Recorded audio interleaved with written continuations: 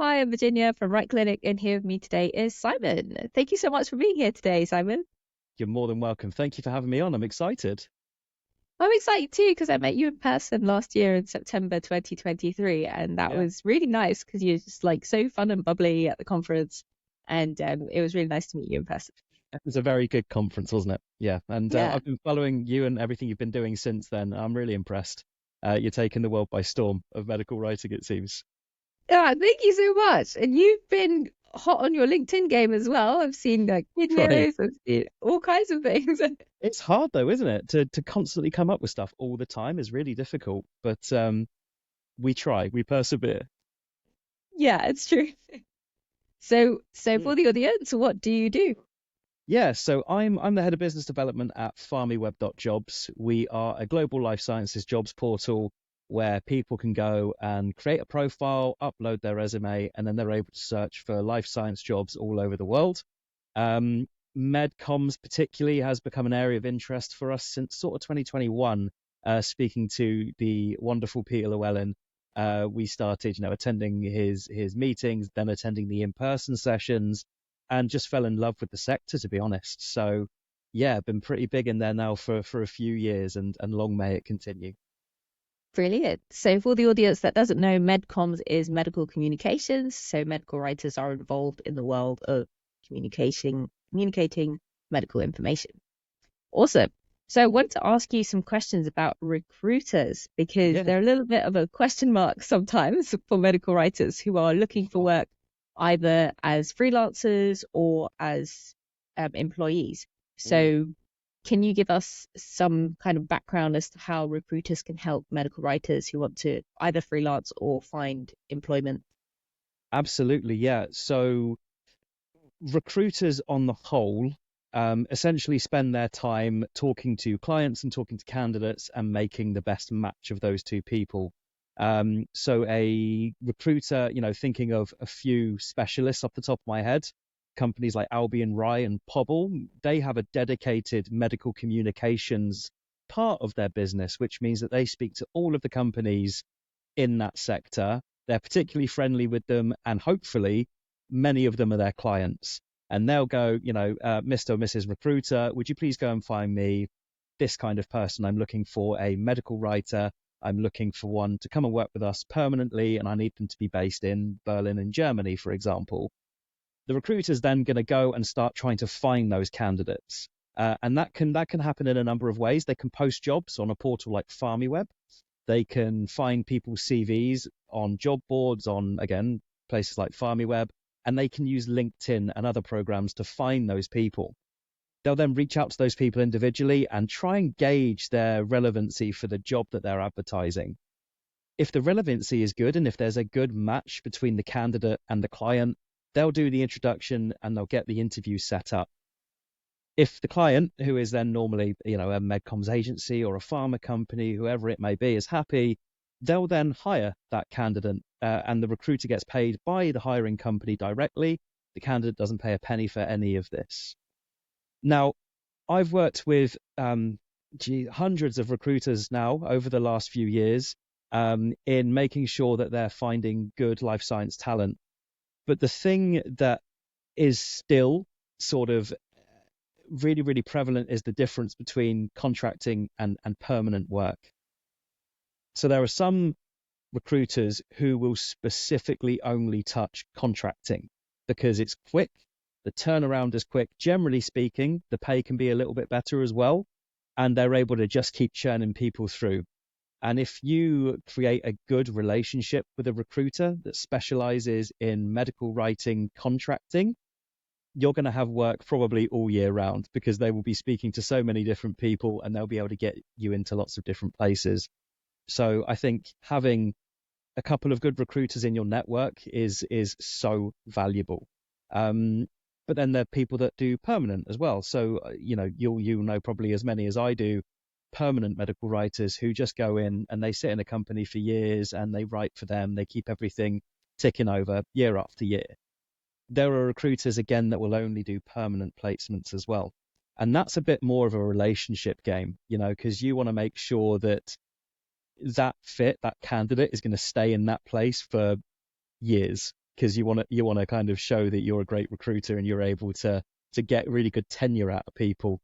So they might take a little bit longer to find the right kind of people for those roles. Um, but yeah, it's definitely worth it for them in the long run because repeat business. And in fact, I was speaking to a recruiter even today. It was literally this morning, and over the last decade, they've placed the same person in now 4 different places. So they've got them their Wow. last 4 jobs. So that's why it's so important to keep these relationships going, because every time this person has decided they want to move on, they want to upskill, they want to cross skill, they want to go somewhere else and try something new, the first person they're calling is this recruiter. So it just demonstrates the value of that relationship. Wow, that is amazing. Mm, So you can be a freelancer, or the other word for that is contractor, yep. or you can have a permanent position as an employee. Mm. And where do you find these recruiters? Where is this mysterious place that they all hang out?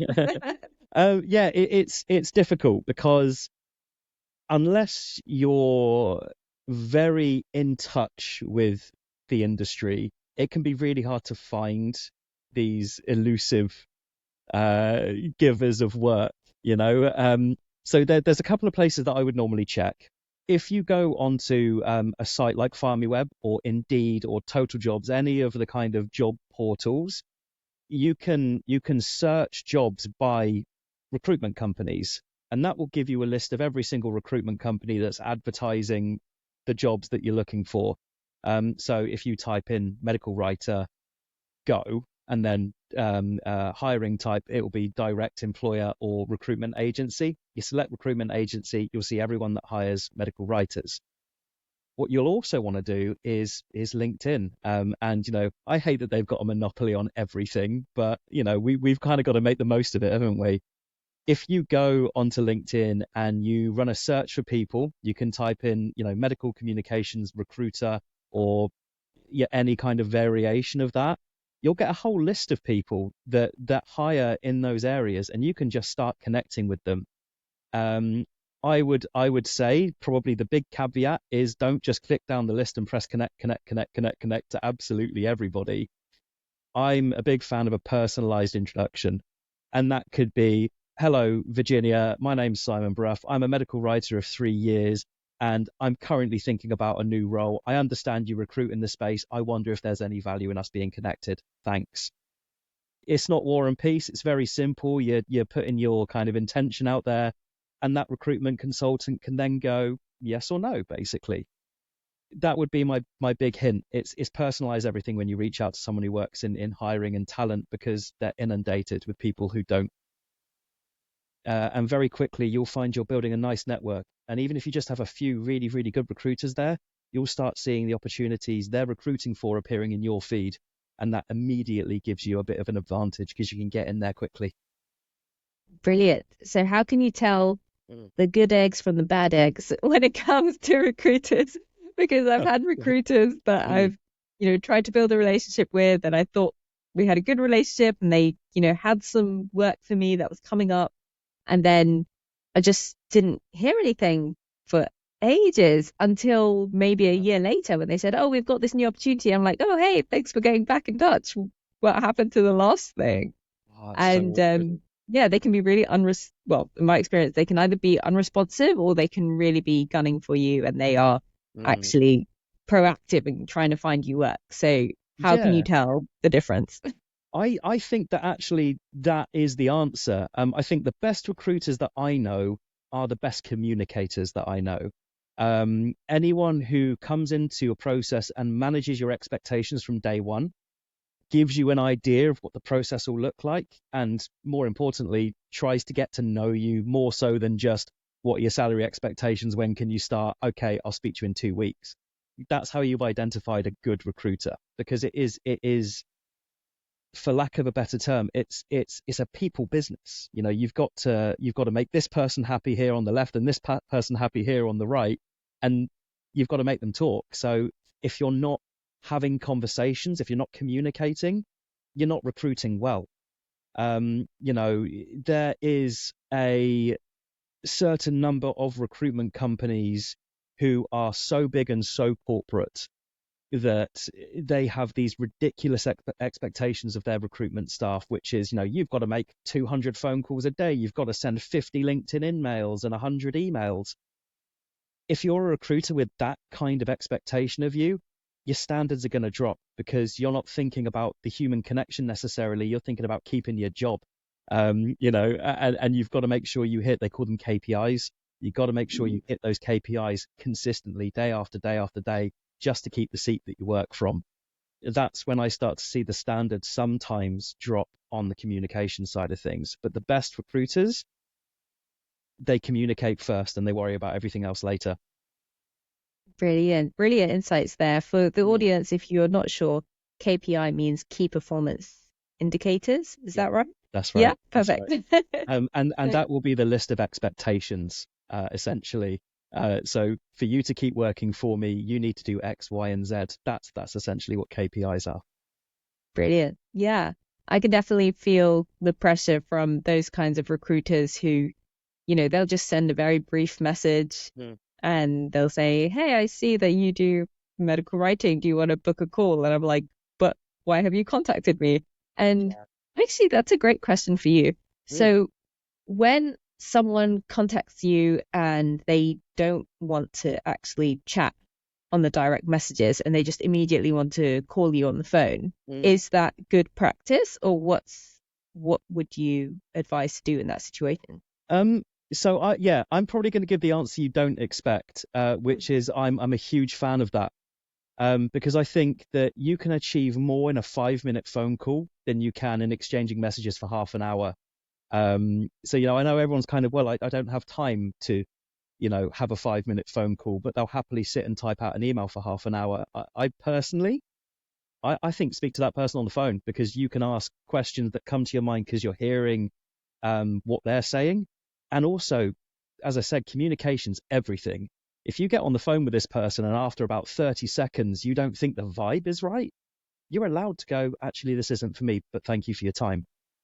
So yeah, I'm a big fan of that. I think jump on the call as soon as possible, personally, because at the long run, it does save everyone time.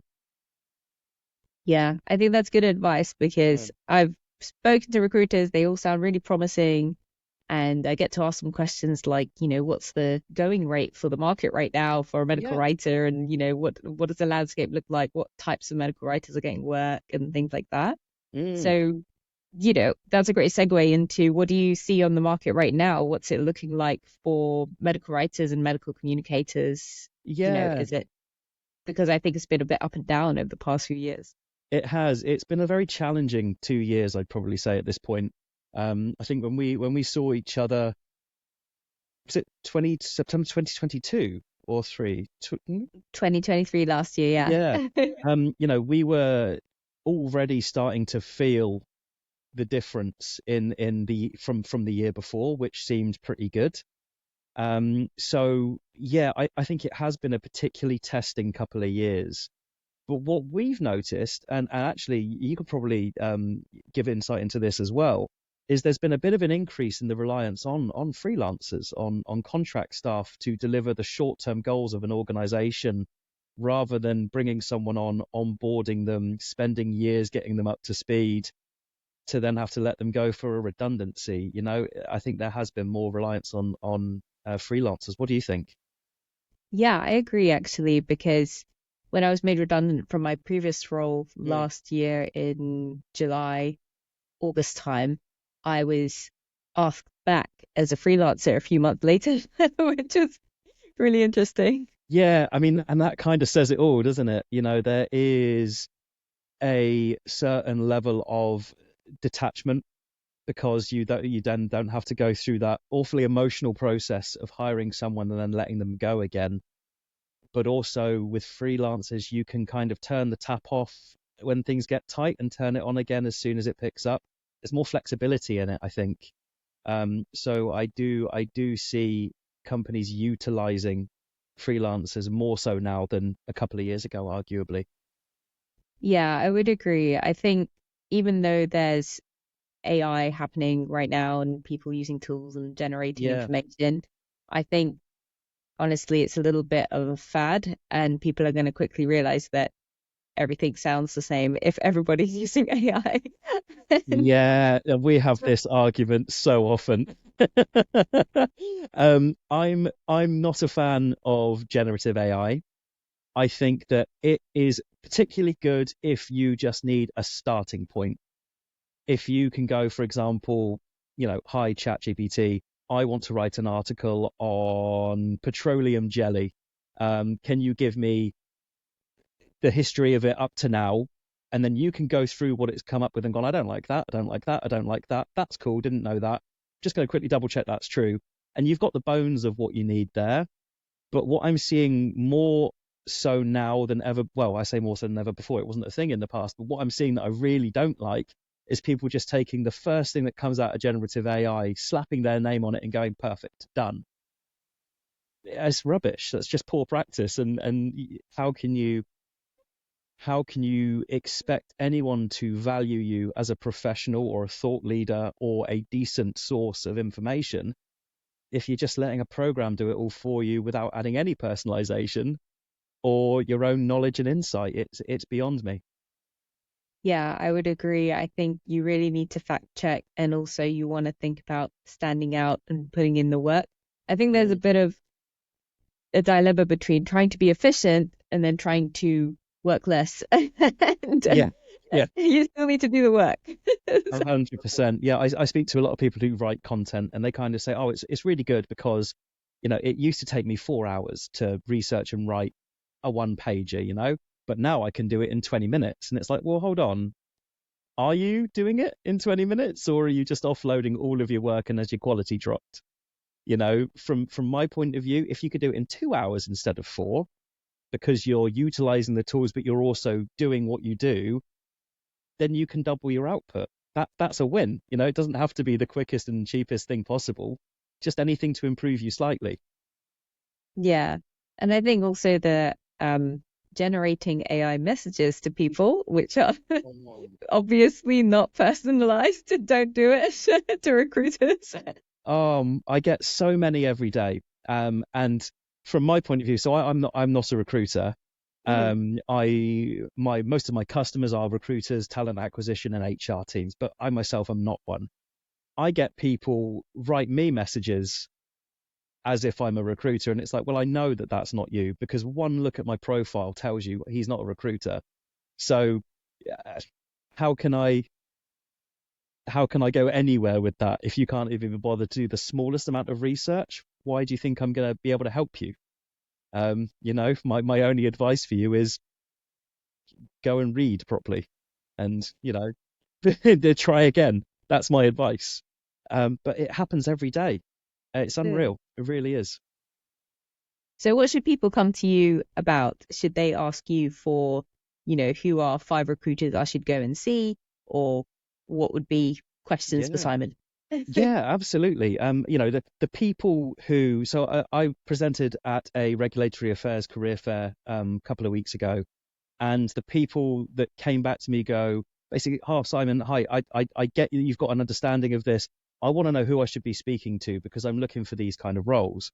And I then go, "Oh, here are my top 3 recommendations of recruiters that hire those people. It's X, Y, and Z at these places." And that is really useful because they can then go and speak to those people, knowing that I've done kind of the first bit. And it's like, oh, they specifically want CMC or they want Reg Ops, whatever it is. I can point them to the right person. What I can't do is put them in a role myself. That's a job for a specialist, and it is hard to do. Like recruitment is very, very difficult. There's a lot of spinning plates up in the air at the same time. I can't do that, but I can definitely point people in the right direction. Perfect. So what do you think, as a kind of final question, is the future for medical communicators? Do you think they, Mm. we're still needed in future? Do you think there'll be fewer jobs, more jobs, different jobs? What's your kind of Different idea there? jobs is kind of where I see it going, because whether or not we like it, generative AI it is here to stay. I think that current medical communications, medical writing is going to evolve, and I think that things like generative AI are going to become part of the toolkit, whereby it's expected to use it to a certain degree, but and that's purely to claw back those few hours that we spoke about, that really add up over the course of a week. I think the roles are going to differ. We've already been speaking to some pharmaceutical companies who are creating huge generative AI teams, whole new departments that fall under sort of IT, to help them get started in creating more and saying more. So there's going to be people that essentially need to proofread that, to personalize it, to brand it, to do all of those things. And I think that that's kind of, to a certain degree, where regulatory is going to go as well, particularly regulatory writing. Because if we train decent AI modules to do this, we can offset a huge amount of time. What we then need to do is make sure there are people that can double check everything is absolutely right and do that very efficiently. So I think it's evolving. I don't think necessarily there'll be less jobs, because one thing that we do know about the implications of artificial intelligence is it means there's going to be more of everything. We'll be able to push through more drugs at the same time. We'll be able to research more things at the same time, and market more drugs at the same time than ever before. We're still going to need people to do that, is my personal view. I think we're just going to see a more vibrant, varied, and diverse kind of work portfolio. Brilliant. That's really promising. I hope. I really do hope. It's an optimistic outlook.